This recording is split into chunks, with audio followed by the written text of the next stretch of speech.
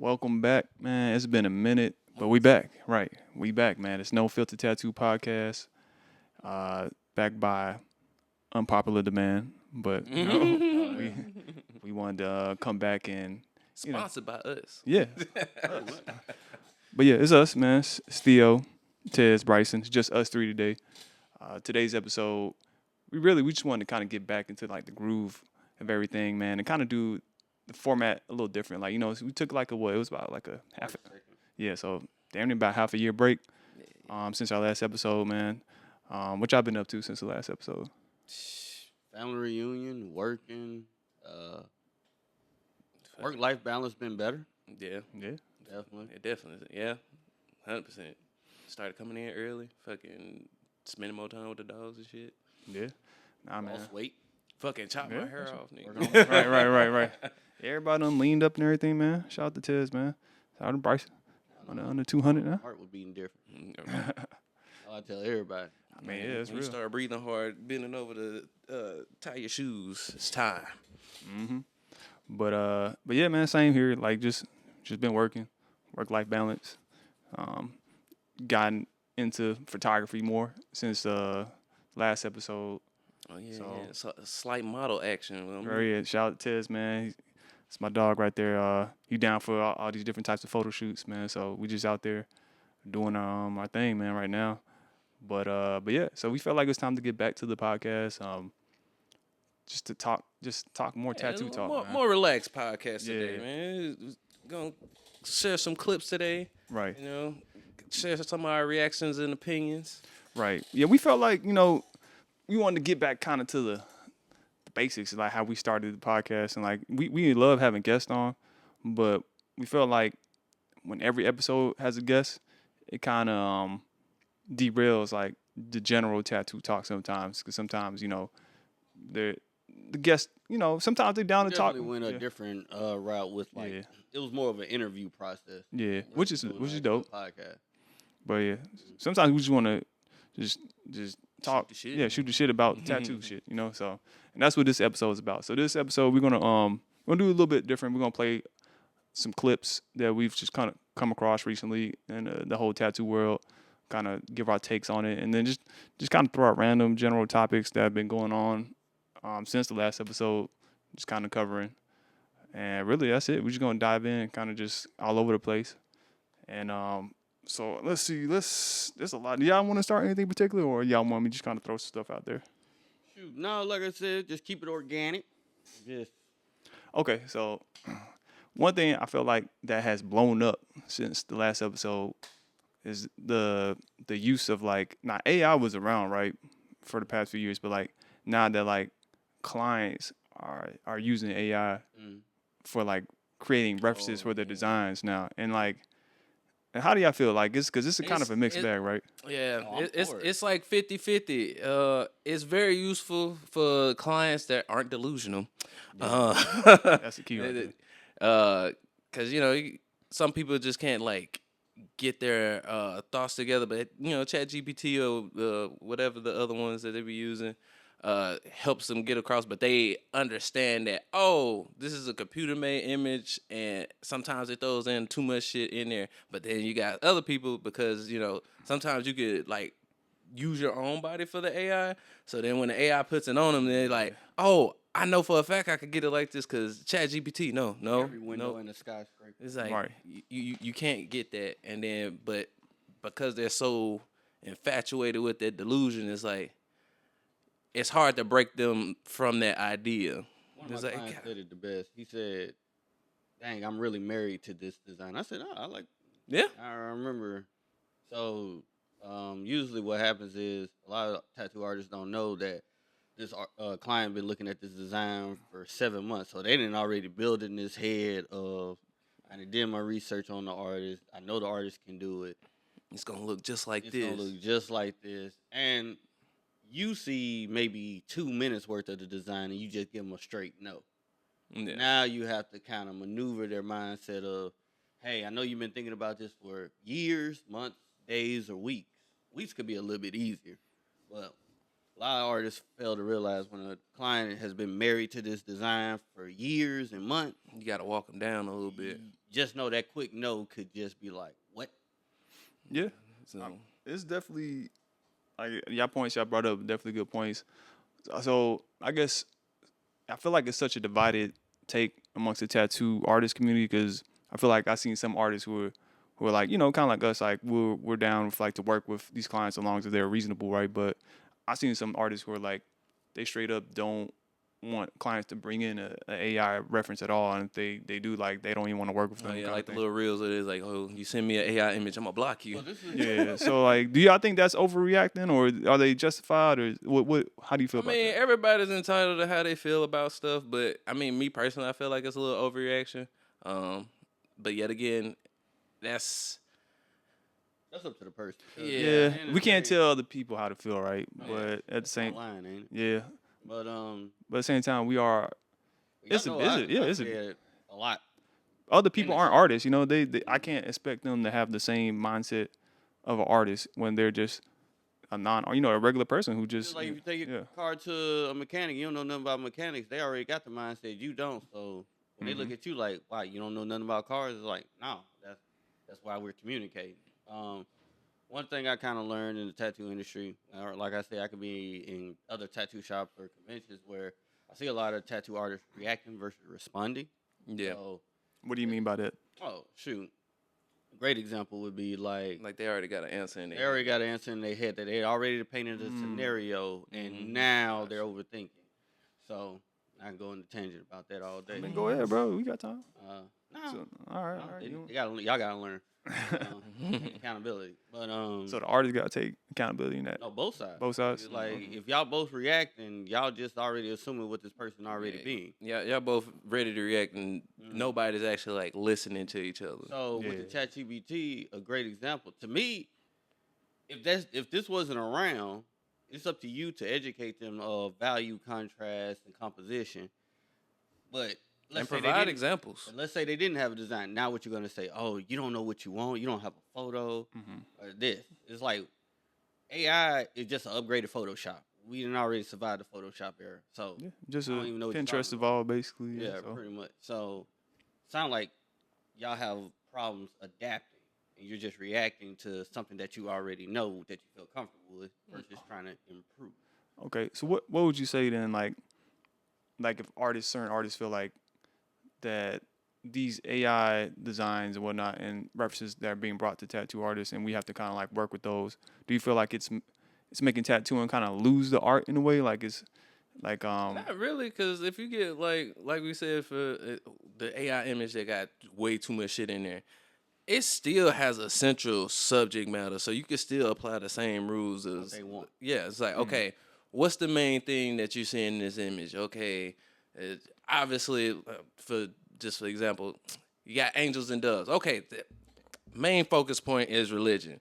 Are they gonna get all 15 of them doves? Fuck no. I want all of them. A lot of people forget where it falls down is communication, and I would humbly say a lot of tattoo artists don't know how to. Yes, that's true. Like we understand. I tell clients all the time, you're dealing with an artist who's probably been drawing in the corner, being quiet, in La La Land. All right, so let me ask you this then. Like, so how, let's say an artist who has bad communication, like artists you describing, and they're listening to this, and they're like, all right, so how do we what's the line of like properly communicating to the client to let them know what's going to make a good tattoo, but also like making the client happy? Because, there's that line gets blurred, right? The thing is, the goal is to make them happy, but if we're going to just keep it at a base, I keep it simple again. You have to respond versus react. Take a second. Regulate your thoughts. That's it. Because what brings me to the story, what I'm talking about. Like, this happened to an artist yesterday at the shop where one of the artists had a client who had a AI design, and it was just like, it was way too much going on. Like, I don't know, like 10 characters, Shenron and fucking Dragon Balls and everything, and like in a limited amount of space.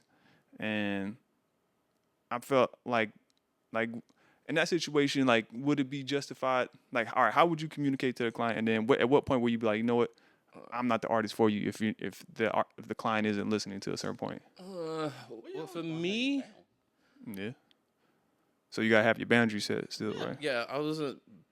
kind of based off like what Bryson said, for me, especially if I know they already into that delusion, me just straight up giving them a no is gonna like shell shock them. Right.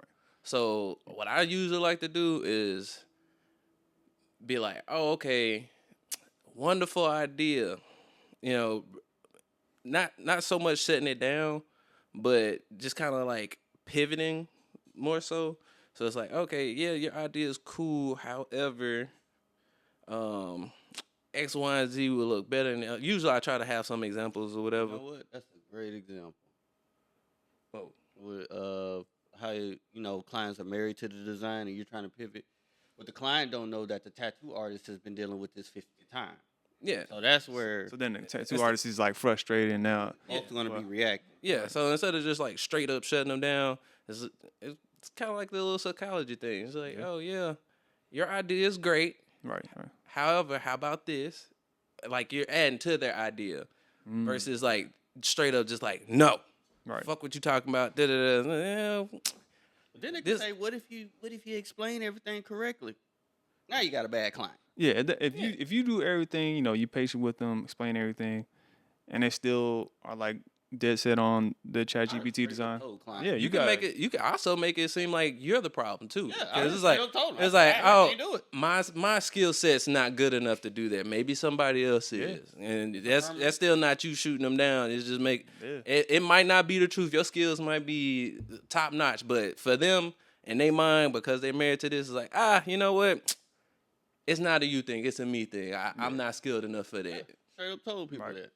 Sometimes I have clients who respect that, and they come back for another tattoo just because, like, well, you kept it real with me, and I respected that. Like, I show them all on my profile. I say, you don't see nothing like this. You don't even see it in my photo gallery. Mm-hmm. So it's like I told Theo, I probably have a bad client once every year. The problem would be me if I have one every week or two. At some point, it's me. So. Yeah. So essentially, I think we kind of all agree on, like, at a certain point, well, in the beginning, it's on the tattoo artist to have the patience to guide the client in the right way. Mm-hmm. And then, if the client is dead set on something, then, just get rid of the client. But I mean, I don't know. Like I said, again, if clients who just don't want to deal with it, it is what it is. There's a tattoo artist married to how they want to see their job career being. Yeah, too. Like, true. You saying like tattoo artists kind of romanticize the anime only, Japanese only. Like they forget it's a business. Like I said, it works both ways. Yeah. So there's we have witnessed plenty of times where a person can just want a semicolon, be like, I ain't doing it. Well, yeah. I mean, at that point, that's just on the artist. Yeah, but it exists. Yeah, it exists. But I mean, I don't feel bad when they get slow.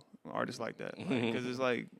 If you know, you turn away business, and at the end of the day, like, you the problem. So, like I say, there's years or months on both ends, client and tattoo artists, where the client is married to the design. In terms of AI, though, like, what's up?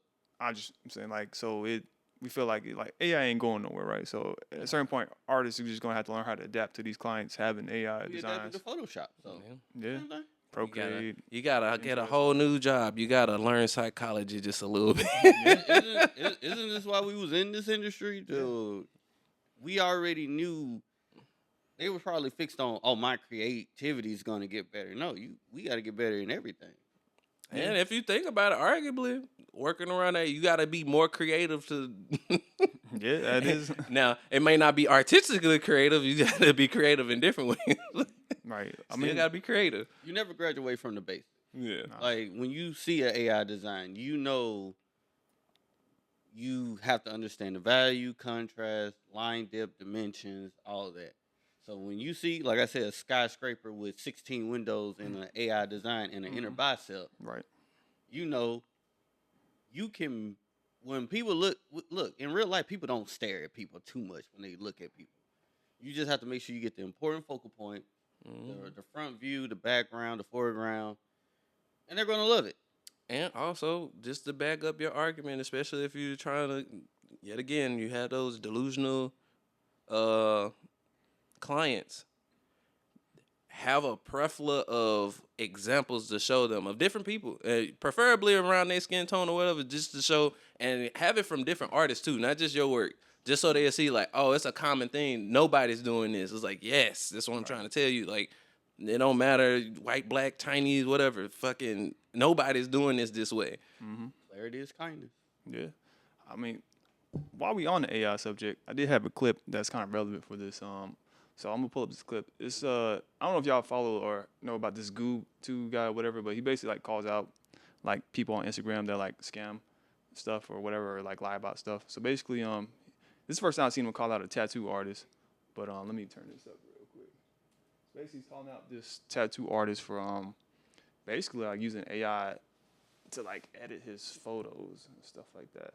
Hey, the tattoo itself? Yeah. If some things are lie, if some things are fraud, if some things are scam, I'll call it out, and that's what page is for. A lot of you send me really cool stuff every single day to dive into and take a look at, and this is one of those things. Now this one today is doozy.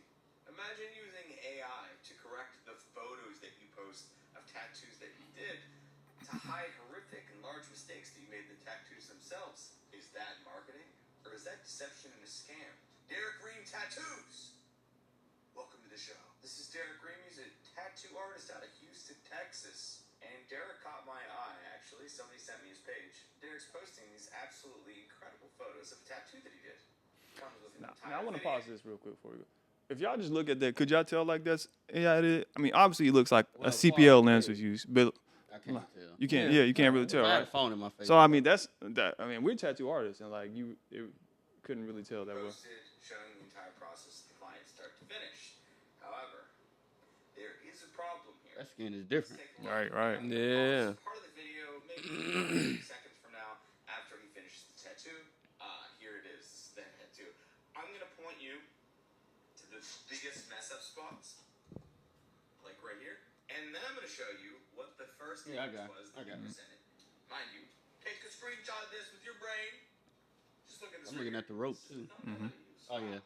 Okay, saturated it more. Even like straighten out some lines and everything like that too. I wonder what the client thinks when they look at it. Like, that ain't even mine. So yeah. So what do y'all feel about stuff like this? And since AI is out now, we obviously gonna see more like scammers like this too. Who I mean, they was doing that shit with Photoshop. right. So. But like now, like at least back then, you had to like have some Photoshop knowledge. So it wasn't that many artists who like were.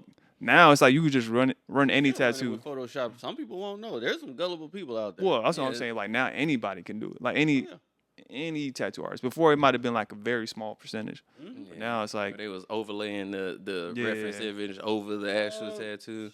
You're just gonna have to adapt. Yeah. Like when you say, "What do I think?" I was like, "Look, everybody. Some people." I mean, so is this more on artists? I mean, clients are gonna have to learn how to like tell. Well, but even then, it's kind of hard. I feel like something like that, it'll eventually bite you in the ass. Because especially if you are posting it, like your client's gonna start calling you out. It's like, nah, my tattoo don't look like that, or they're gonna start leaving Google reviews after a while. Right. So that's gonna hurt them in the long run.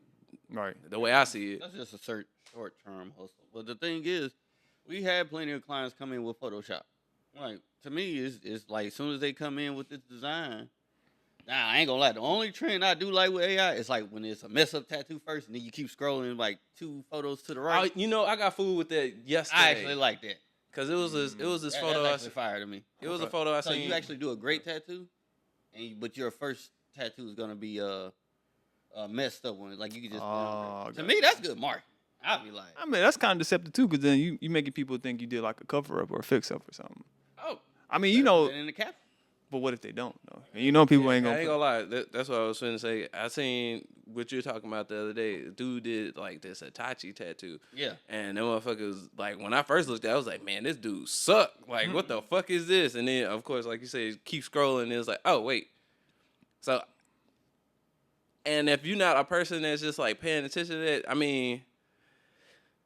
My personal opinion. It's good. It's kind of good marketing, but at the same time, that could also bite you in the ass. Cause like I said, my first reaction, nigga, you suck, and I was about to leave. Right. I wouldn't even scroll through other pictures. To be honest. The thing is, I'll say this: I have faith in people hitting that comment button because everybody gonna read that comment like, oh, let me see what everybody's saying. They be like, why everybody saying fire? Well, okay, that's another point then. Like speaking of trends and getting stuff to go viral, like, so what? Do you think it's worth possibly ruining your reputation to go viral, like for something like that or anything. Just to, cause nowadays you see like artists making such It's the controversial same thing as stuff. clickbait. It depends. Like that person just came into the tattoo industry with that knowledge already or that bad habit anyway. So they probably wasn't really in it from the beginning. They just like, oh, I can do this and kind of make it. Yeah. So I mean, to them, it's just keep going It's viral it's so a they hustle. can It's just keep a making hustle. money. But I mean, Like you are getting the attention. Mm-hmm. Yeah, like this person literally. Shoot, y'all just seen me look at this one person say, "Is this person even a tattoo artist?" They post art, but they don't ever say they did it. And then I was like, maybe they own it. I mean, that's a good discussion point now because like now it just seems like you gotta, in a essence, like I won't say like sell out, but you gotta like do stuff, make clickbaity stuff or purposely controversial stuff just to get engagement. And like I get it at the same time it's business, but at the same time it's like I don't know, me personally, like because once you do it once, like now that's all the people want from you. The sad You gotta thing constantly is, do that. At this point in time, we're just a profile. That's it. I mean, yeah, but Yeah. you can still be successful as a tattoo artist, not being viral, not being. Mm-hmm. That's what I'm saying. But it's harder, yeah. But it's like it's possible, I would say. So basically, to explain that we're just a profile, like we will forever be a profile to some people that might not ever see us in the next 2 or 3 years. Because what they always say, oh, I've been following you for 3 months. I've been following you for 6 months. To them, we're just a profile until they actually engage with us as people. Yeah. So it's a trend. You got it in. But I mean, if I look at it like, all right, if those people didn't really care anyways about getting a tattoo, like I wouldn't care if they follow me or not or engaged or not, because like they weren't clients from the jump. Like to me, I'd rather get someone that follows me because they saw my tattoos and they like, oh, I might get a tattoo from this person in the future, So rather than like, oh, I like this person's videos. Yeah. That's what I'm saying. Before they come and see you, you're just a profile until they interact and come into the shop. I mean, yeah. That's up to you. Kind of like we use our phone to show them that we have personality and kind of get a certain demeanor. It's technology. But I mean, I get what you're saying, like, because there's ways to go viral and like still make like good content for that is true to you. But nowadays, I see like, I don't know, it's just like people making like edgy stuff. Like, actually, that kind of segues into like this next clip I got. So it's all right. Let me kind of give the backstory. So like how we saying like going viral, these clips, stuff like that. So I saw this clip, this artist. She oh yeah. Shout out to my dog. I remember y'all started had beef when y'all first met. Well, all right. But basically, I'm gonna let her talk it in. But to give you a reason why I'm bringing this up is and this really is a bigger discussion. It's not just about this particular artist that she's calling out. It's more so about this whole trend now of like tattoo mentorships and teaching artists how to like successfully go viral on Instagram to upgrade your business and this and that. And I don't know. It's just to me. I went from making $8K a month to $30,000 a month, and you could do it too. So you just gotta buy my course. Right. That's how they make their 30,000. So let's. All right. A guy who's out there flashing his damn Lambo or whatever the fuck he drives. Everybody knows him because they're like, yo, he is killing the industry. He is doing great. He is amazing, right? That's what they all say. This man is killing it. All right, let's rewind back. I commented on this man's story because I was like, damn, I could relate to what he's saying. He said he got it from the ground up. He worked his ass off. And listen, back in the day, I had a book bag and I was going to niggas' houses. And I was only like 12, 13, tight. I didn't even know what the fuck I was doing. I'm going to keep it real with you. So, I'm like, shit, I could relate to that. Like, word, that's some real ass shit. After I was like, damn, like, wow, like, that's a good story. We ended up talking. The DMs kept going. He's like, all of a sudden, out of nowhere, you should join my team. All right, pause.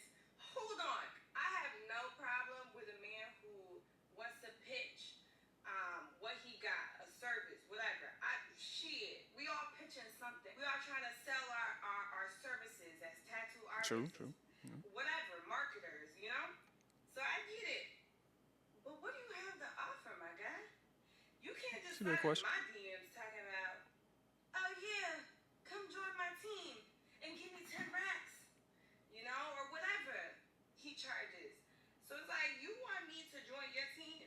can't really list what the fuck you had to offer, then maybe you don't really have nothing to offer other than taking my money in a weekly meeting over FaceTime. Anyways, for me to get blocked after that question really shows the type of person he is, and really shows that maybe he ain't really giving a service like he states he is, you know? Ain't really providing nobody with nothing. Just a heads up, maybe y'all should watch out who y'all give y'all money to, because they might be driving around with Lambos for not the right reasons. Just saying. All right, so, and I did some further research on the artist she was talking about. And like I said, I don't know this artist. It's Raphael Tez. I'm sure a lot of people heard about him, but I never met him. So I can't speak on him personally. But from what I see, from what I've gathered from other posts, because there's been other call out posts too, and you know, just going looking at the website, looking at the page, the details. It seems like he offers a tattoo mentorship program. Like from what I saw, like the price can vary. I guess maybe he changes it based on how much he likes you or whatnot. But it seems like for the most part, it's usually around $10K, $8K, something in that range. So some thousands. It's a good chunk of change. And from what I've seen, like she said, it's a online mentorship. So it's not like a in person. I'm with you 5 days a week, really like mentoring you. It's more like we meet up on a Zoom call. I guess he gives some critiques. You probably basically, yeah, you know, he gives them advice on how to like grow their page, how to make viral clips and stuff like that. And I've seen some of his supporters who say they took the course and that things have been going great for them. Are they bot? I mean, they look like real tattoo pages. Maybe. Are they somewhat, are they kind of close to him, so they're pretty much supporting, trying to keep this chain going? You're pretty much, I mean, I think we're on the same page. To me, I kind of get a whole pyramid scheme kind of vibe going, because I also found another clip. I didn't save it for this one, but basically it was another guy who wasn't a tattoo artist, but basically he was a guy offering a mentorship program. He said that Raphael Tez took his mentorship program, and now look at Raphael Tez go, you know. So it's like, oh, okay. So basically it's like, and then I know another tattoo artist out there who offers a mentorship program, and he started offering a mentorship program after he took another mentorship program for someone else. So it's like, it always seems like that's how it goes. You take a mentorship program, yeah, and then that's how a pyramid scheme works. It's just levels, right? So of course there's gonna be people who make money. You got to have some people successful. That's how the pyramid scheme goes. But then you continually get people to buy in, and of course it's not gonna. Hey man, you hear me? Some people gonna get got. But my general thing is just like, I'm not gonna sit here and attack like artists personally for wanting to make a mentorship program, because at the end of the day, like, I get it, you know, whatever. Everybody wants to make money. Like if you are willing to do that to people, I don't know. Yeah, it's really for me personally. I don't know. I can't rip people off, and I feel like a tattoo mentorship is a rip off. Like, I feel like a real mentorship when like you apprentice somebody, that's a real mentorship. Like something in person, something you're with them daily, or a seminar in person. Yeah, so seminars are completely different. Like I'm not grouping mentorship with seminars. Like seminars is like a one-time thing you learning. Boom. Mentorship is more like, hey, I'm taking you under my wing. I'm gonna tell you what I do to be so successful, and you could be successful too. But it's like like every situation is different, right? Their location, their context, like what made you go viral won't work for the next person, because all this viral stuff is based on trends. You might not have the voice. You might not have the right. Or it's just the timing. Like sometimes they were the first person to make this type of content, and it just took off. But now, if you keep copying it, it's not going to have the same. Part is you'll be known as that. Now you got to keep doing the same. And and I seen like, and I looked at Raphael Tez videos, and of course, like he has a ton of followers, a lot of engagement, stuff like that. So I can't personally. I'm pretty sure he makes a ton of money. Makes more money than me. I got more followers, so I can't sit here. Well, that follow button is free. Right, but at the same time, like, the content that he does post, I don't like. It's not the type of thing that I personally would want to post. Say the people that's following him and hitting the like button is trying to do what he's doing. Right, but that's my thing. The post that means something that you're kind of interested. Right, And then You don't want that on you. But from what I've seen, it's like, and I went and looked at some of his people, his that are on his team on their page to see what they post, and it's essentially they're all just like copying Raphael's format. Like, so essentially, like what I'm looking at is like, what is worth $10,000 or $8,000? Like, to like, do you really need someone to like $10,000 for 2 years? Even then, what is it like? Do you need like if you that's got how they common look at sense, it. you can just look at someone's page and see what's making them go viral, and then just try to copy it. It is some gullible people. So do you feel like people are gullible for taking like? Cause I get it. Like people might be desperate and they wanna like. Yeah, I mean people fall for a cult, right? So you got people that always want to be a part of something. You got fraternities, sororities, fucking the pyramid schemes. Everything starts out with a blueprint. Is how you map it out. Right. Yeah, I mean that's true. Yeah. But I mean, damn, it's just like, You can't think like that, bro. They don't think like you. You can't think like that. Yeah. But damn, bro, it's just like wake up. I don't know, you know what I mean? It's like you don't need that. Just do good tattoos. Everybody hear me say this. Be consistent. Post, like make some creative reels here and there. But I don't know. It's just all the rage bait stuff to me is justifiable. They have the right to feel and think how they want to do it. Yeah. Once they put it out there, what they receive back, that's the universe. And sometimes that's the image they want to go for. Yeah. Because, they tired of being who they are. It's like, I want to be just like that. Yeah. It's like, all right. Yeah, you're right. Now I think about it. It's all the trend. It all started with that. It's unfortunate it's a lot of NPCs out there. This is like, it's a lot of NPCs. Some people don't want to customize their own avatar. It's okay. Right. Yeah, man. You know, everybody you know what they selling, you know what they buying. Some people just go on YouTube, copy that build. That's it. Right. Yeah. Yeah, actually, so speaking of all the people going in and like wanting to be this and that, you actually like there's a clip that I feel like segues well into that convo. It's a long clip, so let's like kind of like find the gist point. You know what minute point where we can kind of like. I want to talk today a little bit. Let me see. Can I even? I don't know if I can on this one.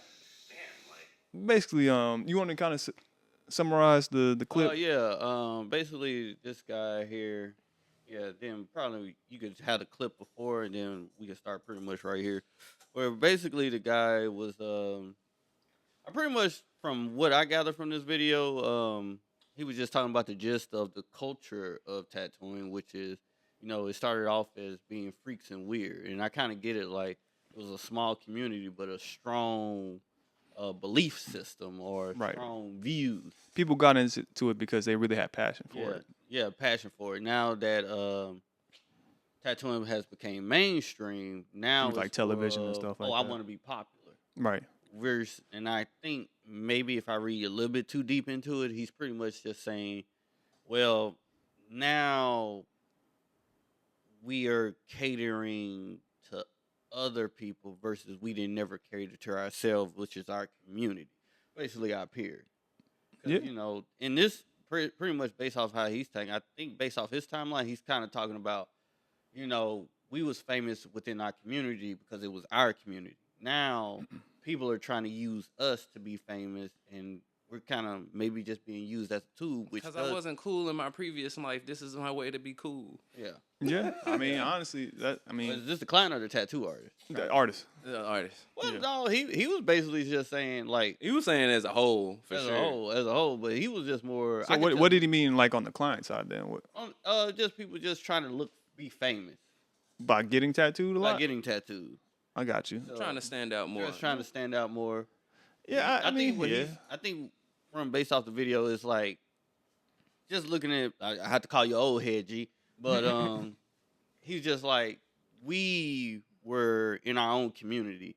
Now they're using us oversaturate, like an oversaturation type thing. For the lack of a better example, kind of like the circus. Yeah.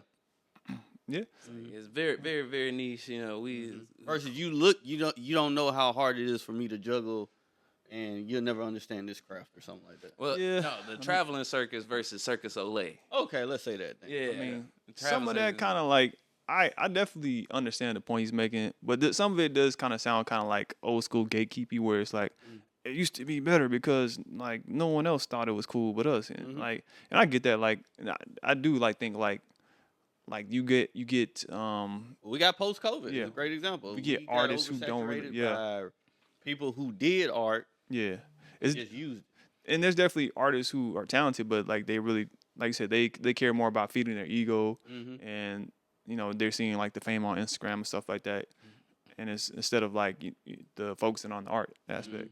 So it does open that door for, you know, people who don't really appreciate tattooing, but at the same time it's like, I don't know, And I without think it, like TV kind of definitely made it too oversaturation because now people are just like, we got, you know what? Because of I don't even you say private studios. Yeah. That could bleed off that.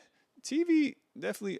Do you feel like the If I'm TV reaching. tattoo industry kind of like?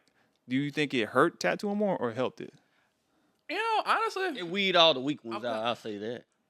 I'm a little 50-50 with it. Maybe. Because only reason why I say I'm 50-50, because like when, y'all have heard my story before. Like, hell, when my mom brought up tattooing to me, I thought this shit was stupid.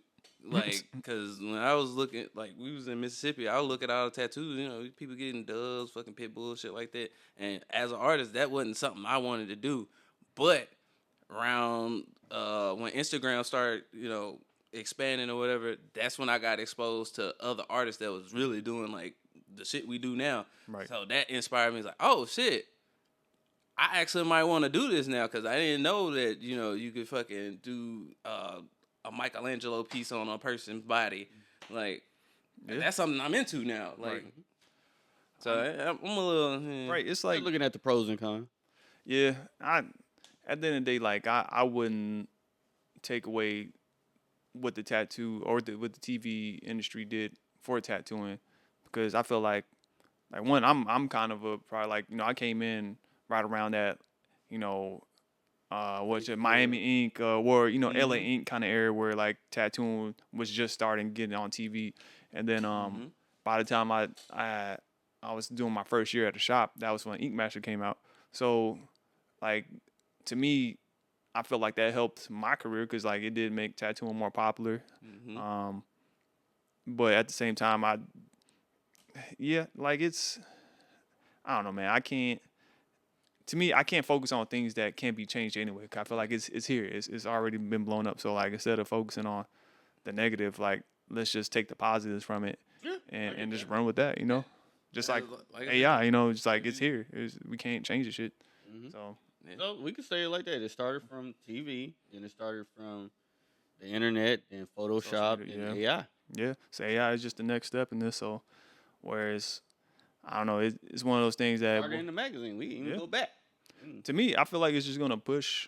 It's gonna make artists who stand out even more in the sea of like AI art and stuff like that.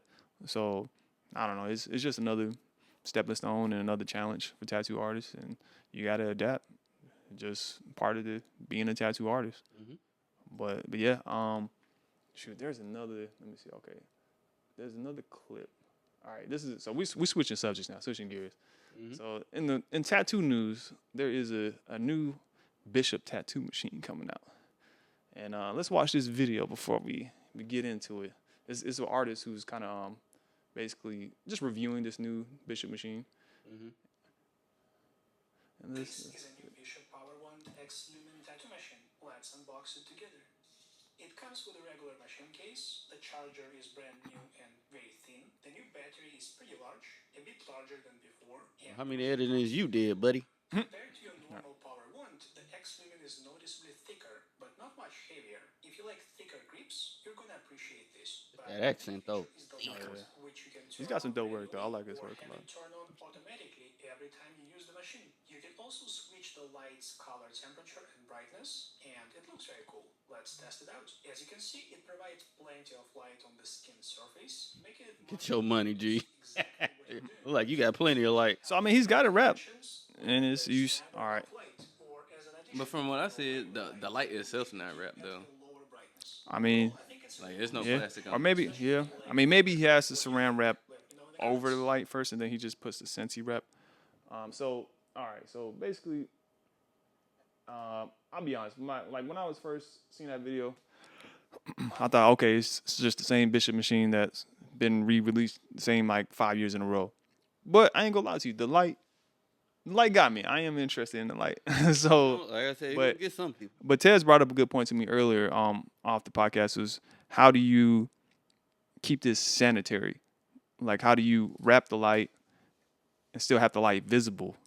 So in that video, it's hard to tell because usually when I wrap my pen machine, like I do a layer saran wrap first, then I put the Scentsy wrap on. So we just saw the Scentsy wrap in that video, and then basically the light part was not covered by the Scentsy wrap. But so in my mind, I'm thinking he put a layer saran wrap first, and he just Scentsy wrapped right below the light. So I mean that could work. Just make sure you gotta make sure like everything's tight and stays put.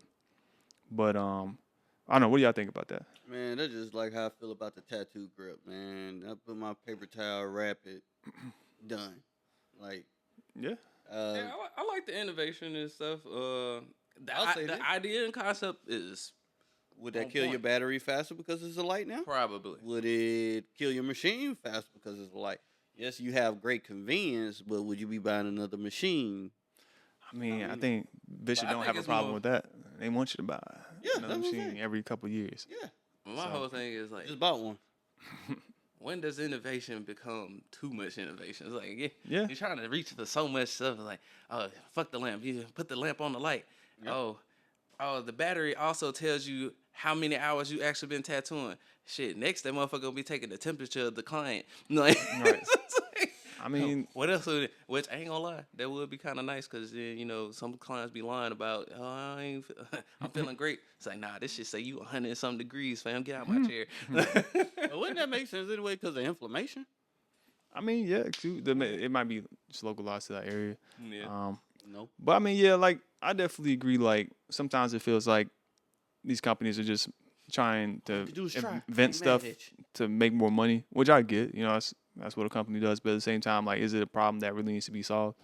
Like I said, I don't know, it's one of those things. Like, do I need that light on the machine? No, but I can see it come in handy for certain tattoos. Like like I don't really like to light my lamp right up on me. I'm not one of we those know, people. Mr. So I can see that helping with certain stuff. But at the same time, like People that don't like wearing the 6 feet headlamps. away. I don't know how much it costs. I didn't look up how much this machine costs, It's but like 1,000 plus. which to me is like, honest, is it worth? Like I could just get the old Bishop because I'm a fan of Bishop. I used the Packer. One thing I learned about some artists, they just like some stuff because it's new. new. You got people who trade an iPhone every year. Yeah, I was You know gonna what say, I'm you saying? got Literally got an ink cap Yeah, just for decorating. but I mean, yeah, that is true. People, I'm bland as people are hell. consumerism. But I don't know. I might wait until they make a knockoff on the Amazon market and I'll try that. Oh, we know. You know, hey, these Amazon. No, you knockoffs- seen that one about the Bishop battery? You just take the battery out of the current Bishop battery and then you just switch it out for something you can buy on Amazon for $30. I never seen it, but I mean, you know on me, I Facebook, use the made it. Amazon battery, It so was it's on like Instagram. That was pretty cool. that's why I stick with the older Bishop, so you can still use any battery that you want. Mm-hmm. But yeah, I mean, that's a good point too. Like, do you feel like tattoo machines are we at the pinnacle? Do you like, all right, same thing kind of like with video games, right? Like, I think a lot of people are feeling like, do we need a PS6 that quick? Like, we still are I like, told you how I felt in yeah, we 2016. still getting like to the top of the PS5. You know what I'm saying? So it's like our graphics that much. Like, do I need more frames? So like with tattoo machines, like, I don't know, man. Like, they seem to work really good right now. It's like, I don't know. Do you think there's a whole different level we can achieve, or what? Nah, at this point, it's just what else can we add to it? Because Right. at this point, like you said, we at this current moment are at the peak But of it. shoot, the only thing I can see, we already got machines. It's like that FK machine where you could change the give now. But it's like maybe They've what? been doing that for years. That's what I'm Yeah. saying. But it's like Axis now was doing every that too. machine's gonna start doing it because at this point, Well, Axis was doing that for a while too already. I just think, but I think the problem with those machines sometimes is like they tend to break a lot easier because of that. So it's kind of like you trade off like the versatility for like your machine probably ain't gonna last that just long. like that light. They're gonna Yeah. kill the battery fast. Yeah, no, that's true. But yeah, so I thought that was interesting. So that's the thing. People pay for what type of convenience they want. Yeah, I'm telling you, the keyword. We in the trend of convenient. It ain't gonna kill the battery because it's an LED light, bro. Oh, it's gonna kill it. All right, so I got one more clip I'm gonna bring up. So this one, Bryson, you brought this to my attention. Basically, there's a couple tattoos. Is the same artist or a different artist? Different artist. So basically, that one, yeah. Let's watch this video. It's like a okay. So it's a cover up. They're showing the before. I'm just gonna narrate since it's not in English, in case you're just listening through audio. Shoot, if you watch it, you could get the message. Yeah, but basically, this artist is going through the cover up with white ink for the first session, and I'm assuming they let the tattoo heal for however long, and now they're doing a second session. They're doing flowers over it. Let's see how it comes out.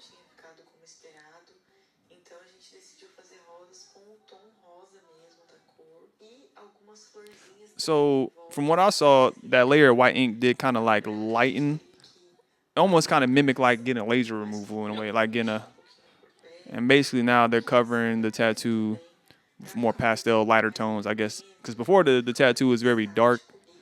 It was like a dark purple blob, basically. And it's like Tez's reaction on that one. Yeah. And now they covered it with like a very light pastel pink, realism roses. I'm gonna assume she doing okay. She did do multiple sessions. Yeah.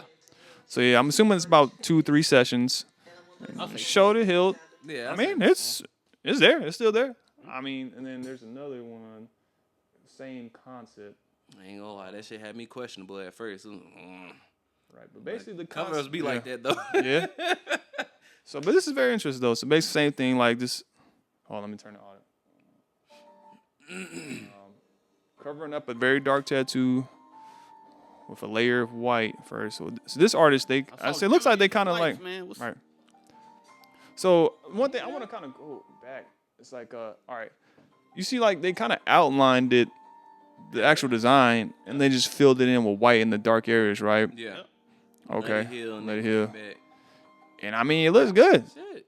Like I gotta see how it looks like a year from now, but I mean, I'm not mad at it though. The thing is, one of the things when I first looked at I want to know the science behind it. Yeah, and that's the thing, because, when I came in 2020, I was still, I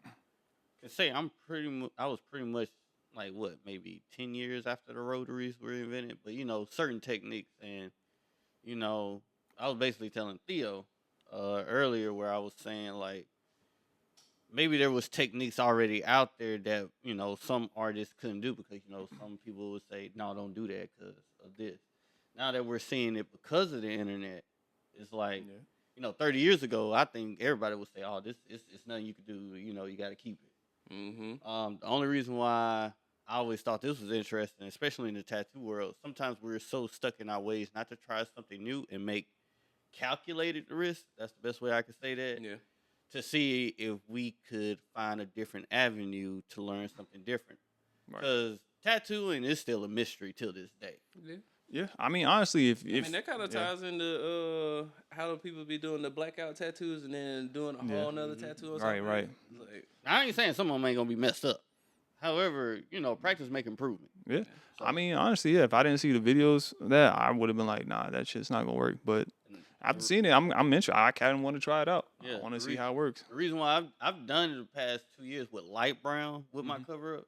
Like, you did light brown because it's like skin tone? Yeah, like, skin tone matches skin tone. So you think they did white because they got paler skin? Like, so basically do whatever skin tone of the client. Yeah, okay. I've a great example, melanated skin, Eternal Whiskey Barrel.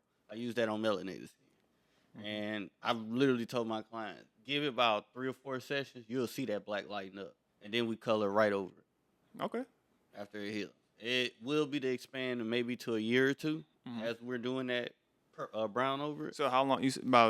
About a 2-year process, you feel like usually? Mm-hmm. Of kind of having it how you want to see it. Got you. Okay. I definitely particularly like the second video more than I do the first one. I mean, yeah, the tattoo was better in the second video. I'm not gonna lie. I prefer the be honest. Hold on now. The second one make a little bit more sense. Was like, okay, you still outline some stuff, and then the heavier part you just fill in and then let it heal, come back. Mm-hmm. So I like the idea of that better. That seems a little bit more doable versus the first one. Mm-hmm. But that was a great example of that look. What had us kind of venture off on something that could be spectacular, even in the first video, saying, "Oh, it stayed." Mm-hmm. Right. So, all right, man. You might have sold me on that. I'm gonna try something like that. But it's just like there's a lot of maybe ideas out there we haven't tried yet because we have to venture off from old tradition. Yeah. Don't graduate from it, but just venture off. You gotta be willing to experiment a little bit. Mm-hmm. Yeah, no, I mean that's true. That's something we learned. Color realism. Like we remember we watching Master this year. It was like, bro, you ain't got no line. Yeah. Like and like we could be married to a certain art style. Yeah. Be like, this is what works. Don't venture off. Yeah, it's definitely like 10, 20 years. Well, I say more like 20 years ago. Yeah, the color realism, motherfuckers was like, you just can't do that. Now everybody doing it.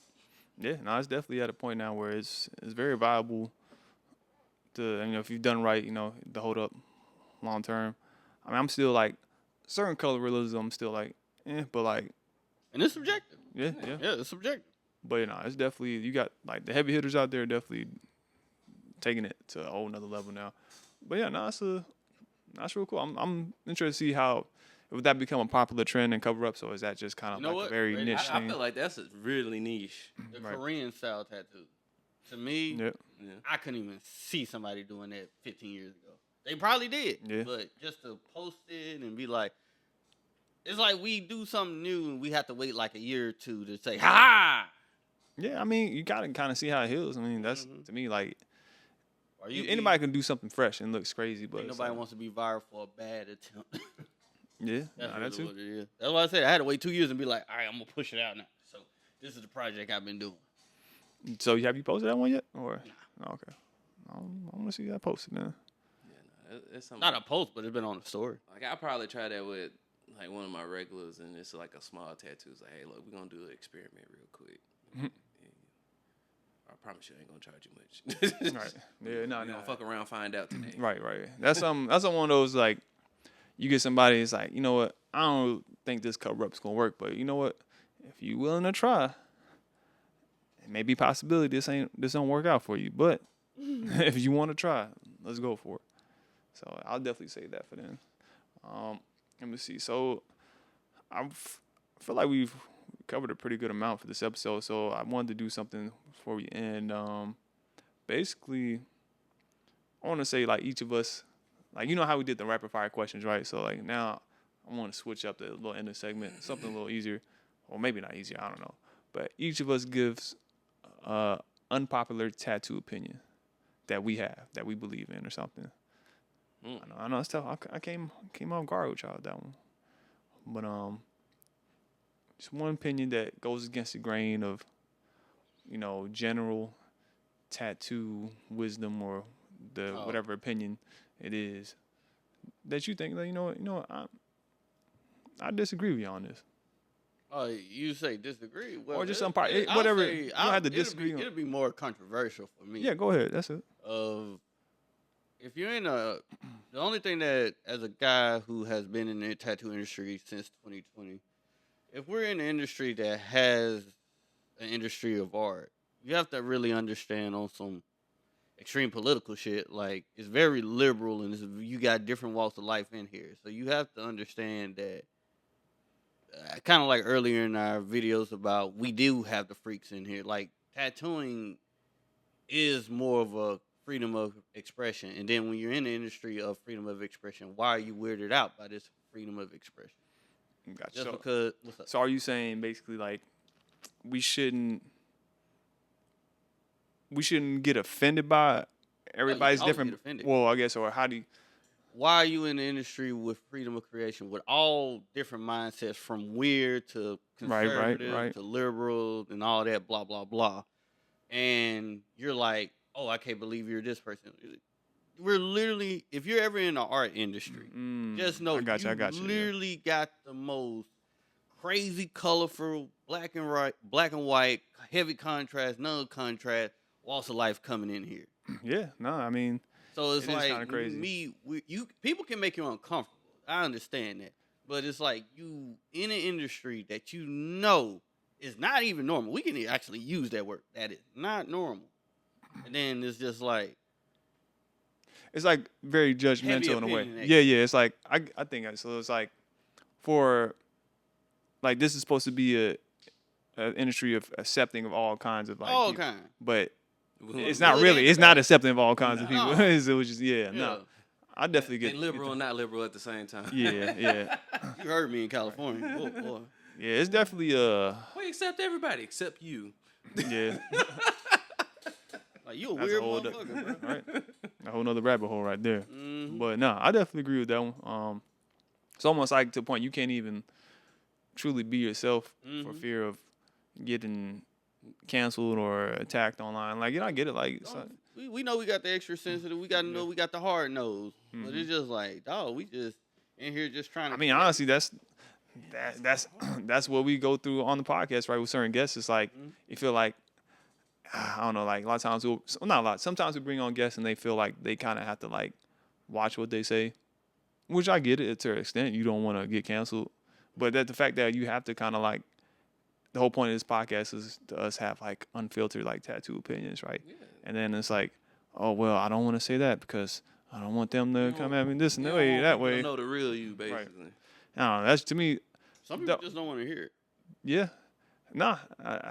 I guess that's my unpopular tattoo opinion is like and this comes with us getting older, right? Is I just don't care about like having to appease any tattoo artist. Like to me, I only care about my clients. At this point, like it's like I don't care if like I'm accepted in this group of tattoo artists, that group of tattoo artists. Video where it has shifted now.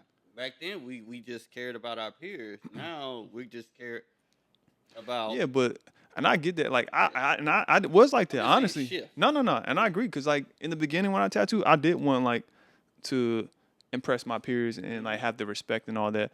And then it's like after a while, once you chase that and you realize like a lot of your peers like aren't people heroes. Yeah, they aren't people you really respect or want to be around. And it's like, yeah, you're a great tattooer, but I don't really like you as a person. So it's like, why do I care to, make you like feel comfortable or do things the way you like them, So like I said, we'll protect the industry, but right, do your own thing. And bro. it's like even something simple like people like I think tattoo artists who like they get afraid of posting certain stuff, even if it's just posting a tattoo or posting whatever like about themselves or something, is because like they're afraid of what their peers are gonna think or this and that. I'm like, man, fuck them, man. Everybody afraid of being judged. Yeah, but it's that's at the end of the day, you're a tattoo artist, man. Like we go by our own rules, right? We're pirates, right? So it's like I definitely say it falls back on the artist. Sometimes they're not even afraid to post themselves. They say, I want my page this way. That's it. Sometimes it's just like that. Now, whether it's successful or not, it's just like art, how they want to see how they page is. Yeah. Matter of fact, what do you say? Some people post too much. Yeah. Post too much. Yeah, that is like, too. Well, that's more so posting personal life too much. But I feel like you can't post too much business. I feel like it's still the base of how I post. Yeah. Because the thing but is, at the end of the day, I respect people who post too much, even though I feel like they might invite drama and havoc into their lives, but I respect them for like, hey, at least you being true to you. Yeah. Fuck it, like I wouldn't post all this personal info, but I'm the opposite. Nah, keep that to yourself. Y'all always heard me. Secrets need to be normalized again. No, I mean I like you. Just in general, you shouldn't. I don't like putting personal life details out there because it's just like you. This is the internet now. Like I always say, this is your page. Right. Yeah. I look at a person with 3 followers the same way I look at 3 million. Right. But then that just falls back to the whole.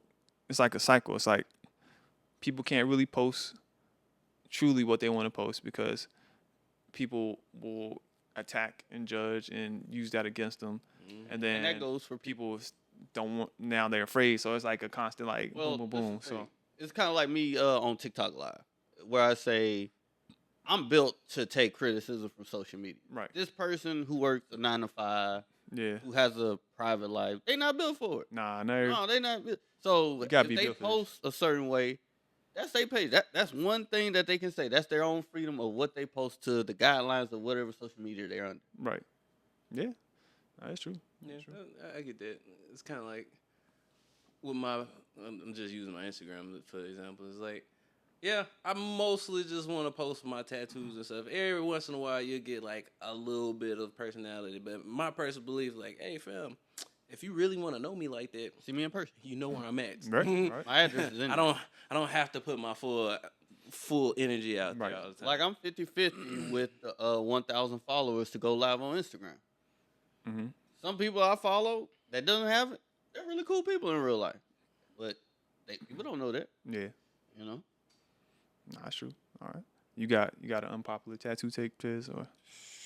I mean, I think that pretty much is mine. It's like you gotta do social media so that your clients can know you. It's like, come know me. It's like that's it. It's like, yeah. I mean, yeah, that's going against the grain these days. I mean, if it's another one, like I said, it's not a hot take. It's controversial. It's literally tattoo artists. Y'all need to be healthy, bro. Oh boy, yeah. I'm talking about mentally and physically. Like it's too many times. It's too many. What's up? Going on that both sides. Oh yeah, it's too many times I've been in the industry where we can make the most beautiful art, but we technically on some sassy shit. Like you're not even beautiful within, bro. Like yeah, I mean, no, I mean, well, shit, fuck it. I mean, it's public now, but was that one artist that I can't remember his name, but the artist that had that mental breakdown, remember? Oh in the South America, the Latin American dude. I forgot. Yeah. But he's an amazing tattoo artist, but he even called out dude. girl from he had a crash out. I don't know. He started posting her. I don't know, but if you're a tattoo artist, you probably know what we're talking about. Basically, dude had I don't know, maybe some kind of mental breakdown or whatnot. Maybe he was faking it. Who knows? But basically, he just started going on rants and calling people out and starting GoFundMe's and shit and using it for the wrong reasons and all that. Mm-hmm. But whatever. Apparently, he didn't crash out so hard he ain't tattooing no more. I don't know.